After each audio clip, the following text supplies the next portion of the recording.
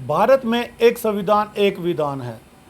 वहीं अगर government employees की बात करें तो भारतवर्ष में गवर्नमेंट एम्प्लॉयज़ को अगर स्टेट्स और यूटीज़ में एक तरह के जो अलाउंसेस या बेनिफिट्स दिए जाते हैं, उसके बाद जम्मू कश्मीर ले को अलग अलग यूटी बनाया गया, जम्मू कश्मीर को अलग। अगर ले को बनाया गया तो ले को कई ऐसे अलाउंसेस हैं जो लागू कर दिए गए सरकार की तरफ से। जम्मू कश्मीर के गवर्नमेंट एम्प्लॉयज़ को वो क्यों नहीं, जो लागू किए गए वो क्यों नहीं लगाए गए अलाउंसेस। इसी पे बात करने के लिए हमारे साथ एम्प्लॉयज़ जॉइंट एक्शन कमेटी आर के प्रेसिडेंट बाबू हुसैन मलिक व कन्वीनियर यशपाल शर्मा जी हैं। कई ऐसे इश्यूज़ हैं जिन पे आज हम बात करेंगे कि क्या कारण है कि सरकार को बार बार बताने के बाद एडमिनिस्ट्रेशन को उन अलाउंसेस या उन गवर्नमेंट बेनिफिशरी जो बेनिफिट्स हैं उनको लागू जल्द नहीं किया जाता। पहले हम बात करते हैं बाबू हुसैन मलिक जी को। बाबू हुसैन मलिक जी, क्या कारण है और क्या आप कहना चाहते हैं, एडमिनिस्ट्रेशन तक क्या आवाज़ पहुंचाना चाहते हैं? आपके चैनल का तहे दिल के साथ हम स्वागत करते हैं और आपके शुक्रगुजार हैं, क्योंकि आप हर वक्त जम्मू कश्मीर के अंदर, चाहे वो डेली वेजर है चाहे परमानेंट मुलाजम है, उसकी बात को उजागर करने की कोशिश करते हैं और सरकार तक पहुँचाने की कोशिश करते हैं। आज का जो मुद्दा है जिस पर हम बातचीत करते हैं, जम्मू कश्मीर लद्दाख एक स्टेट थी, उसके बाद 5/10/2019 के बाद इनको जम्मू कश्मीर में यूटी बना दिया और लद्दाख को अलग से यूटी बना दिया। मैं ये कहना चाहता हूँ, लद्दाख के अंदर पीछे जो रैबर खेल में जो काम करते थे उनका 4,000 रुपया पहले उनको दिया जाता था और अब उन्होंने लद्दाख की जो यूटी है उन्होंने 18,000 रुपया कर दिया। उसके साथ जो जम्मू कश्मीर जो लद्दाख भी इकट्ठा था, वहाँ का जो रैबर खेल है उसको सिर्फ 4,000 रुपया दिया जाता है, लेकिन अभी तक 18,000 नहीं किया। ये कितनी बड़ी नाइंसाफ़ी है। और 2 दिन पहले की बात है, जब यहाँ मेडिकल लॉसेस जो है वो एम्प्लॉइज़ को जो है 300 रुपया और पेंशनर को भी 300 रुपया मिलता था। अब उन्होंने 300 से बढ़ाकर 1,000 रुपया कर दिया है पेंशनर के लिए।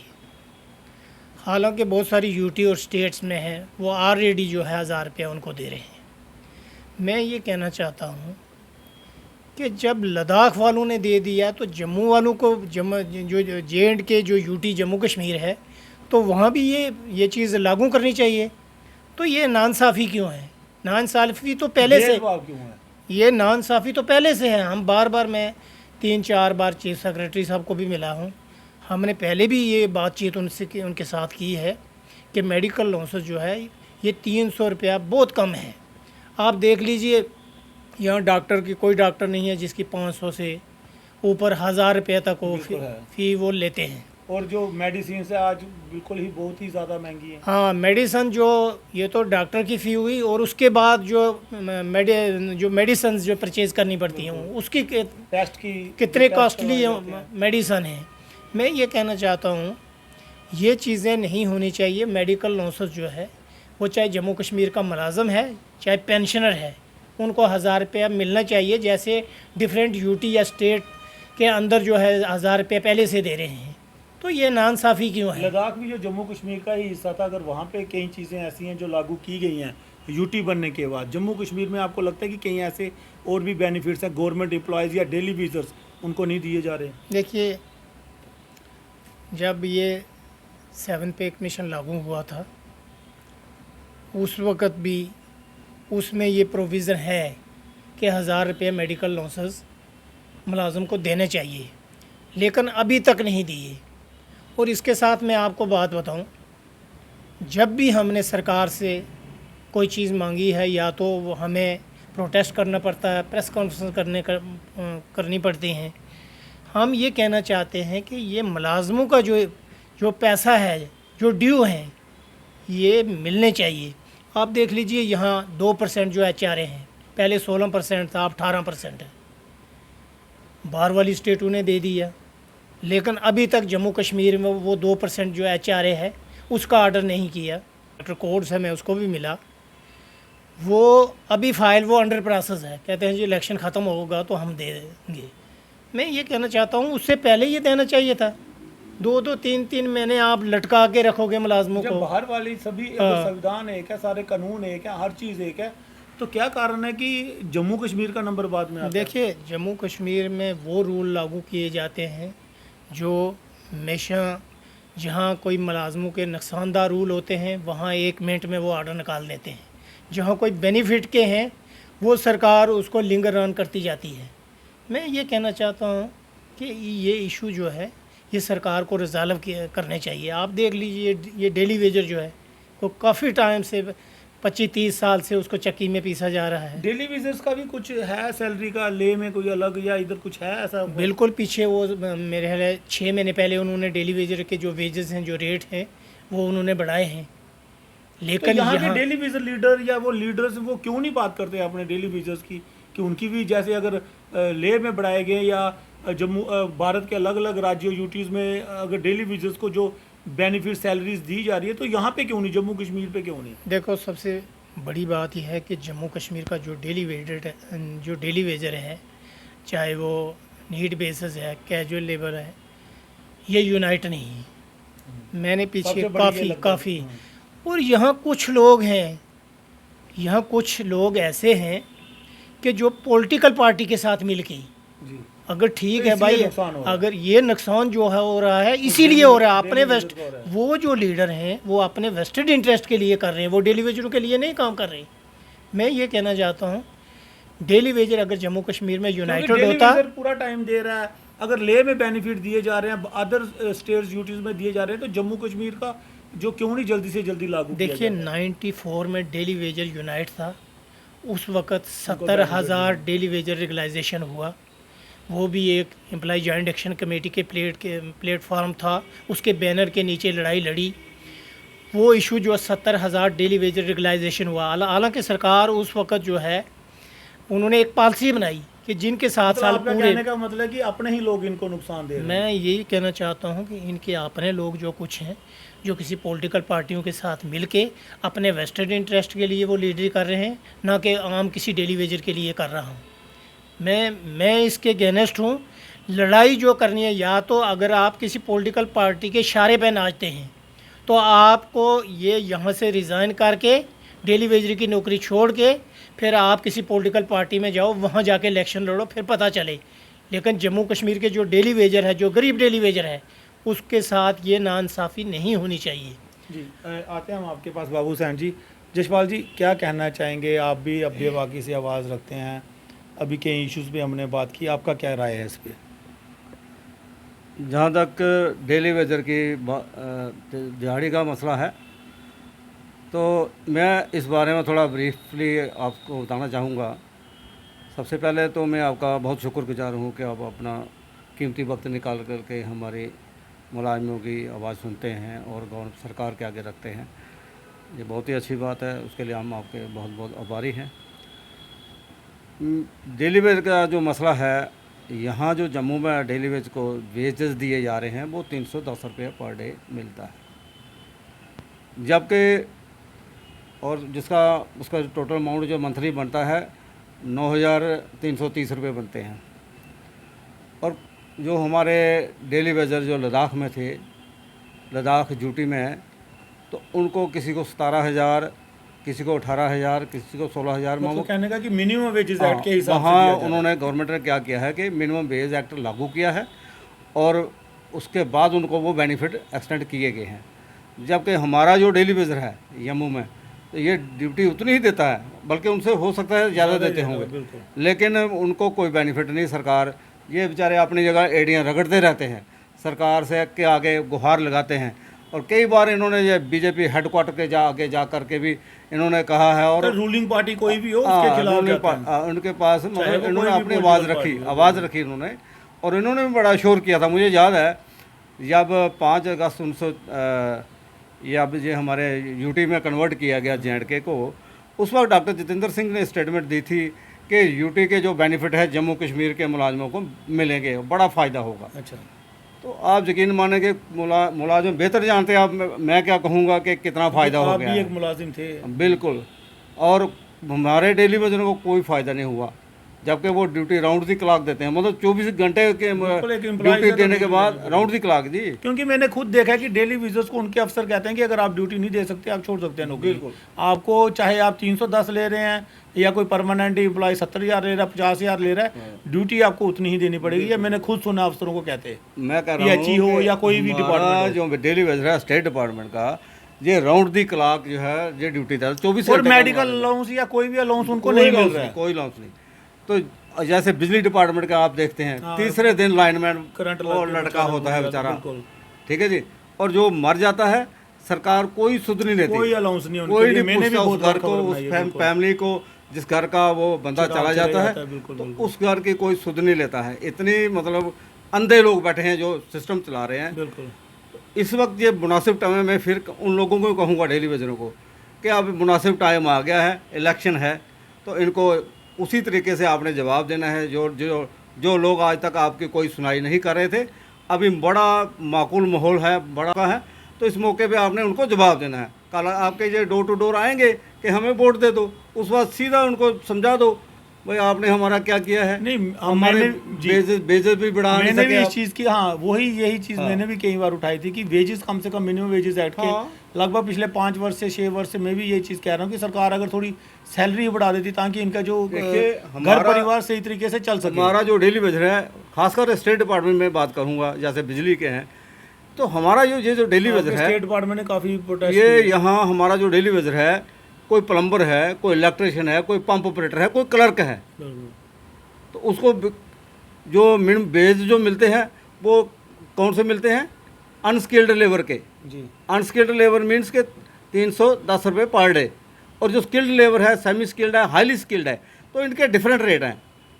सेमी स्किल्ड के कम से कम 725 रुपये पर डे है, सेमी स्किल्ड के 1200 रुपया पर डे है, हाईली स्किल्ड के 1800 रुपया है। तो ये आप उसको मल्टीप्लाई करके मंथली देख लीजिए कि कितने पैसे बनते हैं।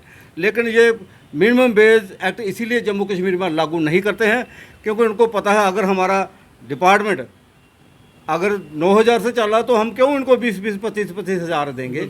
इनकी कोई किसी को सिरदर्दी नहीं है। ये डेली वेजर बेचारे काफ़ी देर से चला रहे थे कि हमें परमानेंट किया जाए, तो लेकिन सरकार ने बिल्कुल नहीं अब सुनी। आते हैं आपके परमानेंट एम्प्लॉयज़ के इश्यूज़ क्या हैं? हाँ, रेगुलर एम्प्लॉयज़ के मैं कहूँगा कि ये old OPS, old pension scheme, ये हमारी बड़ी पुरानी डिमांड है कि ये जो हमारे जो नए लोग लगे हैं 2010 के बाद लगे हैं, हम सरकार से यही गुहार लगा रहे थे, तो हम आज भी यही कहते हैं कि इसको OPS को लागू करो और जो मिनिमम जो इनका जो बेनिफिट है उसके वो दिए जाएं। तो इससे मेडिकल अलाउंस है जैसे रिटायरी का, तो गवर्नमेंट ऑफ इंडिया ने ये लागू किया है। तो हम सरकार से यही गुजारिश करेंगे कि हमारा भी ड्यू है, तो हमारे जो जम्मू कश्मीर के मुलाजिम हैं इनको भी 300 से बढ़ाकर 1,000 रुपया दिया जाए, जबकि 1,000 भी कुछ नहीं है। आप जानते बेहतर जानते हैं कि एक डॉक्टर के पास जाएंगे हम चेकअप कराने तो उसकी फ़ीस क्या है, और एक ही तो मेडिसिन एक साइड है, बिल्कुल खाली medicine चेकअप test करके अलग है। ही इतने पैसे लग जाते हैं। तो सरकार से हमें हमारे यही गुजारिश है, फ़िलहाल तो जो सेंटर ने किया है तो उसको लागू करे, तो इसके साथ हम और कुछ मतलब इसके लिए कहते हैं कि मेडिकल अलाउंस भी हमारे जो है वो मुलाजमों के बढ़ाए जाएँ। जी शुक्रिया। हम आते हैं आपके पास। इस समय हमारे साथ मुजफ्फर बेग जी हैं, मुजफ्फर नबी जी हैं हमारे साथ बारामूला से, और कुछ दिन पहले ही इन्होंने जो अपने लोगों के बीच में मिले हैं और बातचीत की है। मुजफ्फर नबी जी, हेलो। जी सर। हाँ हाँ जी सर। जी सर, क्या कहना चाहेंगे? जिस तरह से अभी हम बात कर रहे हैं मेडिकल अलाउंसेस, कई अलाउंसेस है भारतवर्ष में वो लागू हैं, लेकिन जम्मू कश्मीर में वो लागू नहीं है। लेह में भी अभी मेडिकल अलाउंस जो 300 से बढ़ा के 1,000 किया। कई ऐसे और भी कई इश्यूज़ है। आपने भी 1-2 दिन पहले अपने चाहे वो सोशल वर्कर हों या कई अन्य जो डेली विजर्स हों उनके साथ मुलाकात की। क्या ऐसे इश्यूज़ थे जो आपने रखे? जी जी यशपाल जी, आपका बहुत बहुत धन्यवाद। हमेशा मैं देखता हूँ आप सिर्फ मुलाजमों की बात करते हैं और खासकर जो हमारे डेली वेजर भाई बहन हैं उनकी भी आप बात करके उनका मसला हाईलाइट करते हैं। जो गवर्नमेंट तक ये बात पहुंचाने में आपका रोल रहा है ना, वो मुझे लगता है लीडर फेटिंग में किसी बंदे का रोल नहीं रहा है। इसके लिए मैं आपका बहुत दिल से धन्यवाद देता हूँ। देखिए जनाब, एज जनरल सेक्रेटरी EJAC-R और मिस्टर बाबू हुसैन मलिक जो हमारे चेयरमैन हैं, इनकी हुक्म के मुताबिक बैक टू बैक मीटिंग्स में ले रहा हूँ कश्मीर डिवीज़न में। मैंने यहाँ बहुत सारे जो है डिपार्टमेंट्स उनके मुलाजमों के साथ, चाहे पक्के मुलाजिम है या कच्चे मुलाजिम, उनके साथ मीटिंग्स करके पहले मैं उनके मसाइल जानने की कोशिश कर रहा हूँ। ठीक है, रिसेंटली मैं बता दूँ सर आपको कि देखिए इश्यूज जो है हमारे दो किस्म के इश्यूज हैं हमेशा। एक तो डेली वेजर्स का है, वो आप जानते हैं, ठीक है। ये पूरे हिंदुस्तान में एक वाहिद स्टेट है जहाँ पे ये डेली वेजर्स का मसला है। ठीक, अगर आप दिल्ली, पौंडीचेरी में, चंडीगढ़ में, किसी भी यूनियन टेरिटरी में या किसी स्टेट में देखोगे तो और तो से नबी जी अब तो ले में भी अलग हो गया, हमारे यहाँ के अलाउंसेस और वहाँ में भी डिफरेंस हो गया काफ़ी। उसी पे आऊँगा मैं सर, मैं उसी पे आऊँगा सर, आप मुझे 2 मिनट दे दो सर। जी। तो सर अगर हम देखेंगे बाकी यूटी और बाकी जो स्टेट से हमारे, उनके मुलाजमों को देखेंगे और यहाँ के मुलाजमों को देखेंगे, बहुत अंतर है इनमें। ठीक है, मैं दोनों फिरकों की बात करूँगा। एक फिरका हमारा है पक्के मुलाजिम जो रेगुलर एम्प्लॉइज है, ठीक है सर, जी। उनके भी इश्यूज हैं। और हम डेलीवेजर की बात करेंगे तो उनके इश्यूज से आप बिल्कुल वाकिफ हैं, आप उनकी परेशानी और उनकी मुसीबतों से वाकिफ है सर।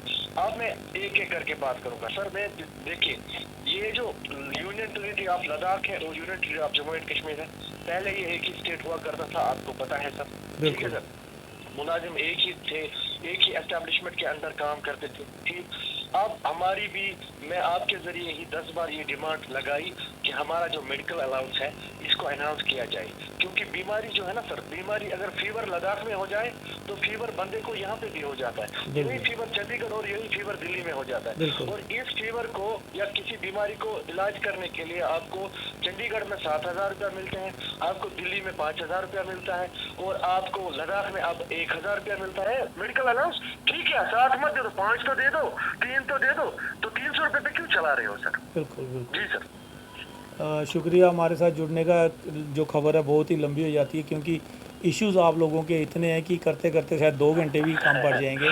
शुक्रिया मुजफ्फर नबी जी, आपने अपनी बात रखी और लोगों के साथ हम वो कोशिश करेंगे कि आपकी वो जो आपने मीटिंग की थी वो भी हम बीच में डालें और उसको भी, क्योंकि हमें पता है कि जिस तरह से आपने पिछले वीडियोस में भी कहा था कि हायर अथॉरिटी तक जो आपके इश्यूज़ वो अगर वो पहुंचते हैं तो ज़रूर हायर अथॉरिटी उस पर काम भी करती है, आपको बेनिफिट भी देती है। और हमारी खबर बनाने का यही मकसद होता है कि हायर अथॉरिटी तक, सरकार तक, जो ऊंची कुर्सियों पे बैठे हैं, शायद वहाँ तक आवाज़ नहीं पहुँची तो प्रॉपर तरीके से हम वो आवाज़ को पहुँचाएँ। शुक्रिया हमारे साथ जो मुलाजिमों, सर एक बात, मुलाजिमों की कामयाबों की हिस्ट्री में मुलाजिम अगर अपने मकासद में कामयाब हो गए, उस हिस्ट्री में आपका नाम सुनहरे अल्फाज में लिखा जाएगा इंशाल्लाह। शुक्रिया नबी साहब, हमारे साथ जुड़ने के लिए शुक्रिया। जी हाँ, जिस तरह से आपने देखा कि बारामूला से मुजफ्फर नबी जी थे, बाबू हुसैन मलिक, जशपाल शर्मा जी, और कोई बात करना चाहेंगे आप? क्योंकि बहुत लंबी हो जाती है खबर। देखिए, मुलाजमों के साथ नाइंसाफ़ी तो है। डीपीसी जो है, बहुत सारे डिपार्टमेंट हैं जिनमें 3-3, 4-4, 5-5 साल से डीपीसी नहीं हो रही। और इसके साथ जो कुक्स की बात करें, 24,000 कुक्स जम्मू कश्मीर के अंदर काम करता है एजुकेशन डिपार्टमेंट के अंदर। जिस तरह प्राइमरी स्कूल में, हाई स्कूल, मिडिल स्कूल में, हाई स्कूल में, जब वो अपनी ड्यूटी सर अंजाम देते हैं तो 1,000 रुपये से क्या बनेगा? क्या 1,000 से वो भी 6-6 महीने, 7-7 महीने तक उनको वो नहीं मिलेगा? कुलगाम में 8 महीने, हाँ, 8 महीने से उनको कुलगाम में नहीं मिल रहा। तो इनके साथ बहुत बड़ी नाइंसाफ़ी है। मैं ये कहना चाहता हूँ कि यहाँ चाहे हम पार्लियामेंट की बात करें, चाहे यहाँ जम्मू कश्मीर की असम्बली की बात करें, जब भी पार्लियामेंट में होता है जो रूल एंड रेगुलेशन बनते हैं वो रूल ऐसे बनते हैं जो इनके अपने फेवर में हो। असम्बली के अंदर हमने देखा है ऐसे रूल बनाए जाते हैं जो आम लोगों के, मुलाजमों के फेवर में नहीं होते। मैं ये कहना चाहता हूँ, 2010 जनवरी के बाद जम्मू कश्मीर के अंदर, पहले सेंटर ने 2004 में पेंशन ख़त्म कर दी, 2010 जनवरी के बाद जम्मू कश्मीर की सरकार ने ख़त्म कर दी। तो मैं ये पूछना चाहता हूँ सेंट्रल गवर्नमेंट से और यहाँ जम्मू कश्मीर की गवर्नमेंट से कि एमएलए और एमपी जो है, चाहे वो मंत्री बनता है, कोई भी सरकार हो, सब एक है। वो उनको पेंशन कैसे मिलती है? अगर वो एक दिन भी रहेगा तो फैमिली में, अगर वो 4 बार जीता है उसको 4 बार पेंशन मिलेगी। लेकिन वो रूल एंड रेगुलेशन कौन बनाता है? उन लोगों ने अपने फेवर में रूल बनाए हैं। ये क्यों नहीं? अगर एक मुलाजम 30-35 साल सर्विस करने के बाद रिटायरमेंट उसकी हो जाती है तो वो क्या लेके जाएगा, उसको क्या मिलेगा? ये यूनिफाइड पेंशन स्कीम जो है, ये सरकार ने एक बहुत बड़ा फ्रॉड किया है। हम ये कहना चाहते हैं, हम इसको रिजेक्ट करते हैं और हम ये डिमांड करते हैं कि ओल्ड पेंशन को यहाँ रेस्टोर किया जाए। जैसे 5 स्टेटों में उन्होंने रेस्टोर किया, इस तरह जम्मू कश्मीर के अंदर भी जो है इस ओल्ड पेंशन को रेस्टोर किया जाए। तो इसके साथ आप देख लीजिए, ओल्ड पेंशन जो जिनको 1000 रुपये मिलती थी, विडो जो बेचारी थी उसको, या कोई और जो है ओल्ड एज में जो था जिसको 60 साल या 65-60 के ऊपर, तो पीछे इन्होंने देखो आप पिछले साल 2 साल से उनकी भी इन्होंने बंद कर दी। ये कितनी बड़ी नाइंसाफ़ी है। आप ऐसे रूल जम्मू कश्मीर के अंदर बनाओगे कि जो कि नुकसानदा हैं, आज तक उनके लोगों के जी ये करवाओ वो करवाओ जी ये करो, उनकी पेंशन ही बंद कर दी। तो मैं ये कहना चाहता हूँ ये बहुत बड़ी नाइंसाफ़ी है। अगर यहाँ फ़ीमेल मल्टीपर्पज़ जैसे हेल्थ में उनकी अपॉइंटमेंट इकट्ठी होती है, लेकिन यहाँ जो ऑफिसर है, जो HOD बनाते हैं, सीनियरिटी उनकी क्या बनाते हैं, मेल की अलग और फीमेल की अलग। मेल की प्रमोशन कर दी, लेकिन वो जो फीमेल हैं वो बेचारी तड़प रही हैं। 4,000 लेडीज़ हैं जम्मू कश्मीर के अंदर। यहाँ ऐसे रूल बनाए जाते हैं। तो मैं ये कहना चाहता हूँ, ठीक है आप यहाँ इक़्तिदार की कुर्सी पर कोई बैठता है, कोई कमिश्नर है या HOD है, कम से कम आप जो सैलरी लेते हो, ये जिस टेबल और कुर्सी पर आप बैठे हुए हो, ये टेबल और कुर्सियाँ तो रहने वाली तो नहीं है ना। अगर इक़्तिदार की कुर्सी पर बैठे हो आप, 1000 रुपया मिलता है और आपको लद्दाख में अब 1000 रुपया मिलता है, लेकिन बदकिस्मती से आपके जम्मू एंड कश्मीर में 300 रुपया मिलता है सर। तो या तो यहाँ पे गवर्नमेंट ने जो अभी तक गवर्नमेंट रही है, उनका हेल्थ केयर सिस्टम इतना जबरदस्त है कि यहाँ पे पैसे लगते ही नहीं है ट्रीटमेंट के लिए, ठीक है जी जी। या तो ये तो सगी माँ का हमारे साथ, ये सौतेली माँ का सलूक कर रहे हैं हमारे साथ। हमारी सर 2 ही डिमांड है। एक तो हमारे जो पक्के मुलाजिम हैं उनके जितने भी मसाइल हैं, जिसमें हमें मेडिकल अलाउंस की बात कर रहे हैं, पिछले जब से लगे हैं, जब से हम डिपार्टमेंट में हैं तब से मेडिकल अलाउंस की बात कर रहे हैं। और दूसरा जो मेरे भाई अभी बात कर रहे थे हमारी ओल्ड पेंशन स्कीम की, और उसमें जो अभी इन्होंने यूनिफाइड पेंशन स्कीम लागू किया है, उस पर मैंने रिसेंटली आपके साथ बात की। वो बिल्कुल एक मजाक है, एक जोक है हमारे पक्के एम्प्लॉयज़ के साथ। और दूसरी बात सर, दूसरे जो हमारे कच्चे मुलाजिम हैं, जितने भी डेली रेटेड वर्कर्स है, सबसे ज़्यादा पूरे हिंदुस्तान में सबसे ज़्यादा इनकी तादाद इसी में है। और इनके साथ एक धोखा किया गया है, इनको डिसीव किया गया है। आज तक मुख्तलिफ गवर्नमेंटों ने, मुख्तलिफ ब्यूरोक्रेटों ने इनको एंगेज किया, ठीक है, फिर इनसे काम लिया। और सर मैं आपकी वसादत से गवर्नमेंट तक ये बात पहुंचाना चाहता हूँ। रिसेंटली हमारे पास ईजागार के पास 1-2 केसेस आए। एक डिपार्टमेंट ऑफ एजुकेशन में अंडर सर्व शिक्षा अभियान के तहत कुक्स काम करते हैं, TLC, ठीक है सर। कुक्स काम करते हैं, सुबह 9 बजे से 2 बजे तक उनको बच्चों के लिए खाना पकाना होता है, बिल्कुल 9 बजे से 2 बजे तक। सर आपको जानकर ये बिल्कुल आश्चर्य होगा, आपको जानकर बिल्कुल ये होगा कि उनकी जो सैलरी है 1000 रुपये पर मंथ है। 1000 रुपये आज की डेट में भी 21st सेंचुरी में हम जी रहे हैं हिंदुस्तान। वो 1000 पे भी ही लगे थे वो शायद, है ना, आज से 20-25 वर्ष पहले। बिल्कुल सर, जबकि हमारे अगर आप लेबर कानून देखेंगे, ठीक है सर, अगर लेबर कमिश्नरी के हम वो सारे कागज उठा के देखेंगे, कम से कम जो आपका यहाँ पे 9300 रुपया चलता है अभी किसी भी लेबर के लिए जो आपके डिपार्टमेंट में या कहीं भी फैक्ट्री में कोई प्राइवेट एस्टेब्लिशमेंट में काम करता है, तो उसको 9300 रुपया कम से कम मिलना है। आजकल तो सर लेबर जो घर बनाने वाले या कोई भी लेबर है 600-700 रुपया तो उनका है। एग्जैक्टली सर, मैं भी वही बात बोलता हूँ सर। आप इनकी जिंदगी खत्म है, उसमें कुछ बेवा औरतें हैं, उसमें उन्होंने 20-30 साल दिए हैं। अब सर ये है मामला, ये है कि मैं उनके साथ कल बात करा था, ये जो उनको 1000 रुपया मिलता है ना, ये भी उनको 8 महीने से नहीं मिला है डिस्ट्रिक्ट कुलगाम। जी, 8 महीने डिस्ट्रिक्ट कुलगाम में। जी जी। दूसरा सर ये हो गए कच्चे मुलाजिम हमारे। मैं आपको मिसाल दे रहा हूँ, समझाने की कोशिश कर रहा हूँ। आप पक्के मुलाजिमों की तरफ आते हैं। FMPHW हमारे फीमेल मल्टीपर्पज हेल्थ वर्कर्स काम करते हैं डिपार्टमेंट ऑफ हेल्थ में, ठीक है सर।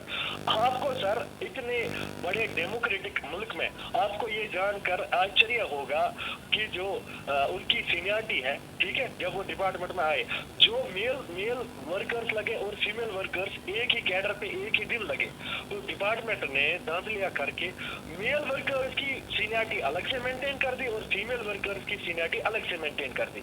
और जानकर आपको आश्चर्य होगा सर, आज तक 30 साल हो गए उनको एक भी डिपार्टमेंट की तरफ से प्रमोशन नहीं मिला है। जो फीमेल वर्कर्स लगे हैं, फीमेल मल्टीपर्पज हेल्थ वर्कर्स लगे हैं डिपार्टमेंट में, 30 साल से उसी पोस्ट पे हैं। स्टैग्नेशन है उनका प्रोग्रेशन, कैरियर प्रोग्रेशन बिल्कुल भी नहीं है सर, खत्म हो गई उनकी जिंदगी। इतना रो रहे थे वो। ये मैं बोलता हूँ कि जम्मू एंड कश्मीर में ही क्यों, चाहे पक्के मुलाजिम हो चाहे कच्चे मुलाजिम हो, इनके साथ नाइंसाफी क्यों हो रही है सर? क्यों इस पे गवर्नमेंट ध्यान नहीं दे रही है? अभी बताऊंगा सर मैं आपको एक बात, दुनिया का सबसे अहम तरीन प्रोसेस, इलेक्शन प्रोसेस स्टार्ट होने जा रहा है, या इससे पहले भी हुआ है, या 90s में जब हालात बहुत खराब हुआ करते थे, तो ये इलेक्शन को आप कौन करके देता है? यही मुलाजिम करके देता है ना सर। अगर आपके पास ये मुलाजिम नहीं होगा जो अपनी जान पे खेलेगा, जो अपनी फैमिलीज को खेलेगा सर, जो अपने देखेगा ही नहीं कि मैं बचूंगा, वापस आऊंगा, खास कर कश्मीर की बात कर रहा हूँ। लेकिन उन्होंने सर ये प्रोसेस जो है बखूबी ये काम निभाया है। जो भी असाइनमेंट मुलाजिमों को, आजकल के मुलाजिमों को देते हैं, चाहे ई ऑफिस का हो, चाहे आपको डिजिटलाइजेशन करना है, चाहे आपको सर इंजीनियरिंग फील्ड में, किसी भी जल शक्ति में, किसी भी फील्ड में आपको जो भी असाइनमेंट देता है सर, मुलाजिम हमारा इंशाल्लाह बखूबी इस काम को अंजाम देता है। लेकिन सर जब आपको उजरत देने की बात आती है, जब आपको पैसे देने की बात आती है, जब आपको वो बाकी बेनिफिट्स जो हमारा हक है, मैं बोलता हूँ चंडीगढ़ में अगर 7,000 रुपया है मेडिकल अलाउंस, ठीक है, साथ मत की कुर्सी पर बैठे हो, आपने जस्टिस और इनजस्टिस देखना है, लेकिन ये नाइंसाफियों क्यों हैं? मैं ये कहना चाहता हूँ इन इशू को सरकार को रिजॉल्व करने चाहिए। और मैं पहले भी है, जिन लोगों का आज इलेक्शन का दौर यहाँ चल रहा है, डेली वेजरों के साथ कितनी नाइंसाफ़ी है, बेचारे तड़प तड़प के रो रहे हैं। पीडीडी के अंदर जो डेली वेजर लगा हुआ बेचारे को खंबे पर लटक के उसकी बुरी हालत हो जाती है, हालांकि परमानेंट मुलाजम ही है, लेकिन डेली वेजर को ही रखा है कि भाई तूने ही उस लाइन पर चढ़ना है। जब पावर नहीं होती तो वो जाता है बेचारा, वो बहुत सारे हमने देखा है वो लटकते हुए, उसकी लाश जो है, और बाद में उसको क्या मिलता है? कुछ भी नहीं। तो मैं ये कहना चाहता हूँ जम्मू कश्मीर की सरकार, यूटी की सरकार, जो एलजी एडमिनिस्ट्रेशन और सेंटर के प्राइम मिनिस्टर और होम मिनिस्टर से अपील करता हूँ कि इन इशू को जो है, ये जेन्युइन एंड जस्टिफाई मुद्दे हैं, इनको रिजॉल्व किया जाए। जी, हमारी एक ही कोशिश रहेगी कि हायर अथॉरिटी तक आवाज़ पहुँचे किसी तरह से, ताकि वो आम जनता के, गवर्नमेंट एम्प्लॉयज़ के इशू को सॉल्व कर सकें। जी, मैं जैसे मेरे साथी बाबूसन जी ने अभी बोला है कि ये एमएलए या मिनिस्टर जो भी बनते हैं, या कोई भी हमारा जो सिस्टम में हेड है, चाहे कोई प्रधानमंत्री है या कोई भी मंत्री है, कानून जब बनाना होता है ये उस वक्त टेबल थपथपा के बनाते हैं और अपने लिए बनाते हैं, उसमें किसी का भी ध्यान नहीं रखा जाता है। तो मुलाजिम को ऐसे समझते हैं जैसे उनका कोई घर का कोई पर्सनल सर्वेंट है, तो इसने काम ये जी करना ही करना है, जब उनको ये पता नहीं है कि इनिशिएटिंग जो अथॉरिटी है वो यही है। शुरुआत में जो केस स्टार्ट होता है वो छोटे लेवल पे क्लर्क से शुरू होता है, और जा करके फिर प्रधानमंत्री के पास, या कोई गवर्नर हो, हेड होगा अगर स्टेट का कोई, तो उसके पास जाता है, तो तब जाके उसका अप्रूवल मिलता है। लेकिन जो आम जनता है या मुलाजिम है या बेरोज़गार है, उसकी साइड कोई ध्यान जो है वो सरकार बिल्कुल भी नहीं देती है। अब इस वक्त देख सकते हैं आप बेरोज़गारी कितनी है। हमारे अनएम्प्लॉयड यूथ जो है, पढ़े लिखे, आज हर घर में देखो नौजवान जो है नशे में पड़ गया है, क्योंकि उनका अपना घर तो चलता नहीं है। तो जब वो परेशान होते हैं, परेशानी में क्या करते हैं, वो नशे करते हैं। जब वो नशे करते हैं तो आप देखो कि हर घर की क्या हालत है, लोगों के बच्चे जो है बेकार हो गए हैं। सरकार की उस साइड कोई ध्यान नहीं है। हम सरकार से यही गुजारिश करते हैं कि मुलाजिमों के इशू तो आप सॉल्व करो, लेकिन ये जो यंग जनरेशन है, जो नए बच्चे हैं, जो फ्यूचर है हमारे देश का, उनकी साइड ध्यान दे दो और उनको जो रोज़गार जो देना हमको, ये आपकी ही जिम्मेदारी है, ये किसी और की कोई जिम्मेदारी नहीं। आज हिंदुस्तान में इतनी वैकेंसी है, सरकार आए, कोई भी सरकार वो आए, सरकार जिसकी मर्जी हो, जिस मर्जी पार्टी की हो, हमें उससे कुछ नहीं लेना उसका देना है। ध्यान दें। हमारा यही है कि जो जो यूथ है, जो सिस्टम को चलाने वाला है, जिसने सिस्टम चलाना है, हम देखो हम 80 साल के 70 60 साल के अब हो चुके हैं, तो हमने सिस्टम क्या चलाना है। लेकिन जो सिस्टम चलाने वाले लोग हैं, अगर आप उनके अनदेखी करेंगे तो वो दिन तो दूर नहीं है जब आपका भी जो है वो अंत जल्दी ही होने वाला है। यही आपको सही राह दिखाएंगे, क्योंकि अब टाइम आ रहा है, पीछे आपने देख लिया, वो आने वाले टाइम भी आप देख लेंगे आपके क्या दुर्दशा होने वाली है। तो मैं ज़्यादा ना कहते हुए आपसे रुखसत लेता हूँ। जय हिंद। शुक्रिया बाबू हुसैन मलिक जी और यशपाल शर्मा जी और मुजफ्फर नबी जो बारामूला से, और भी कई लोग हैं कि वो जो कहते हैं कि हमें भी कॉल पे लिया जाए जुड़ने के लिए, लेकिन समय इतना, खबर इतनी लंबी हो जाती है। लेकिन हमारा सिर्फ एक ही सोच है कि जो हायर अथॉरिटी, जो भी हायर अथॉरिटी में पहुँचे, हायर अथॉरिटी तक हमारी हर उस बात को पहुँचाया जा सके और लीगल लोगों द्वारा पहुँचाया जा सके कि जो सही खबर होती है और सही जो आवाज़ है वो हायर अथॉरिटी तक। और हमें भी यकीन है कि जब हायर अथॉरिटी इन चीज़ों को सुनेगी, वो आज तक पूरा करते भी आई है। इससे पहले भी जो हमने खबर की थी, तो जो इश्यूज़ उठाए थे, तो उस पर हमारे जो भी यूटी हेड थे, उनके द्वारा उस चीज़ को कोशिश की गई कि वो पूरी किया है और कर भी रहे हैं। वैसे हमारी सेंटर की गवर्नमेंट और यहाँ के, हमारा सिर्फ एक ही मकसद है कि बातों का एक गुलदस्ता सरकार एडमिनिस्ट्रेशन के आगे रखा जाए और वो उस गुलदस्ते में से एक एक फूल को निकाल कर जो इनकी जो भी इश्यूज़ हैं उनको सॉल्व किया जाए। तो ज़्यादा से ज़्यादा शेयर कीजिए, सब्सक्राइब कीजिए, ताकि शेयर करने के बाद जो हायर अथॉरिटी तक आपकी आवाज़ पहुंच सकेगी। शुक्रिया।